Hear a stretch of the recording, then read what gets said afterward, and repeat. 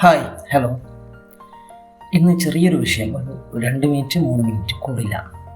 മറ്റൊന്നുമല്ല, നാം എല്ലാവരും സ്ത്രീകളെ മോശം പല ഘട്ടങ്ങളിലായി അവരുടെ വേഷം കാണുമ്പോൾ അല്ലെങ്കിൽ അവരുടെ നടത്തം കാണുമ്പോൾ അല്പം ഓവർ മേക്കപ്പ് ചെയ്യുന്ന പെൺകുട്ടികൾ, അങ്ങനെയുള്ള കുട്ടികളെ അല്ലെങ്കിൽ അങ്ങനെയുള്ള സ്ത്രീകളെ മോശം പറയുന്നവരാണ്. എന്താണ് ഇതിൻ്റെ വിധി? ഒരുപാട് പ്രഭാഷണങ്ങളിലും സ്റ്റേജുകളിലും പേജുകളിലൊക്കെ നമ്മൾ കാണാം വൻദോഷങ്ങൾ 7 എന്നും. കള്ളുകൂടി ഒരു വൻദോഷമാണ്, അതുപോലെ പലിശ വൻദോഷം, ഇതിനെക്കുറിച്ചൊക്കെ ഘോരമായി വാചാലമായി പ്രസംഗിക്കുന്നവരുണ്ട്. പക്ഷേ 7ാമത്തെ വൻദോഷം, അതിൻ്റെ ഇടയിൽ 6 ഉണ്ട്, ഞാൻ നമ്മുടെ വിഷയമല്ലാത്തതുകൊണ്ട് പറയുന്നില്ല. എന്നാൽ 7ാമത്തെ വൻദോഷം ഒരു സ്ഥലത്തും അധികം അങ്ങനെ പ്രസംഗിച്ച് കേൾക്കാറില്ല.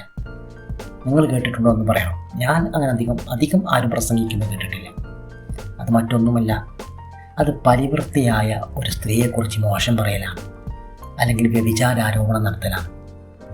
എത്ര വലിയ തെറ്റാണെന്നറിയും. പലിശയും കള്ളുകുടിയെയും ഒക്കെ വ്യഭിചാരത്തെയൊക്കെ വലിയ പർവ്വതിച്ച് പറയുന്നവർ എന്തുകൊണ്ട് ഈ പ്രശ്നം മാത്രം നിസ്സാരമായി കാണുന്നു? അതുകൊണ്ട് ഒരു സ്ത്രീയെയും അവിടെ നടപ്പ് നോക്കിയിട്ടോ വേഷം നോക്കിയിട്ടോ അവൾ പോക്ക് കേസാണ് നമ്മൾ പറയേണ്ടതില്ല, അല്ലേ?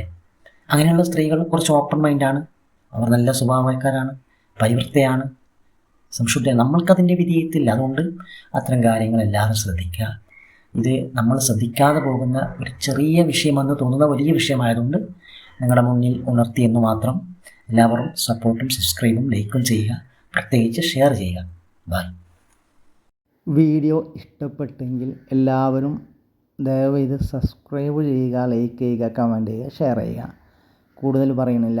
അപ്പോൾ നമ്മൾ വീഡിയോയിൽ പറഞ്ഞ കാര്യങ്ങൾ നിങ്ങൾക്ക് ആരെങ്കിലും അങ്ങനെ പറയുന്നുണ്ടെന്ന് തോന്നിയിട്ടുണ്ടെങ്കിൽ അവർക്കും കൂടി ഷെയർ ചെയ്ത് കൊടുക്കുക. വീഡിയോയിൽ എന്തെങ്കിലും മാറ്റത്തിരുത്തലുകൾ ആവശ്യമാണെങ്കിൽ നിങ്ങൾക്ക് കമൻറ്റ് വഴി എന്നെ അറിയിക്കുകയാണ്. അത് എൻ്റെ ഇമ്പ്രൂവ്മെൻറ്റ് എന്നെ സഹായിക്കും. അത് നിങ്ങൾ ചെയ്യുന്ന വലിയൊരു മോട്ടിവേഷനായിരിക്കും. പുതിയൊരു വീഡിയോയുമായി കാണുന്നത്. നന്ദി, നമസ്കാരം, ബൈ.